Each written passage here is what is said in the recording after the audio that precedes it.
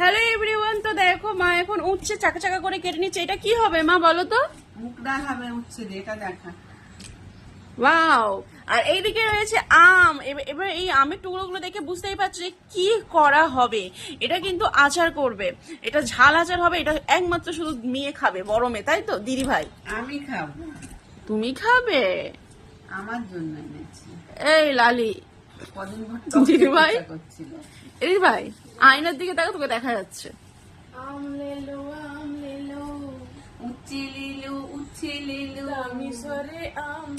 বাবা, তারপর চা করো চা। এই উচ্ছেটা কি হবে বলো মা? ডাল দিয়ে করবে? মুগ ডাল দিয়ে হেভি লাগবে, হেভি।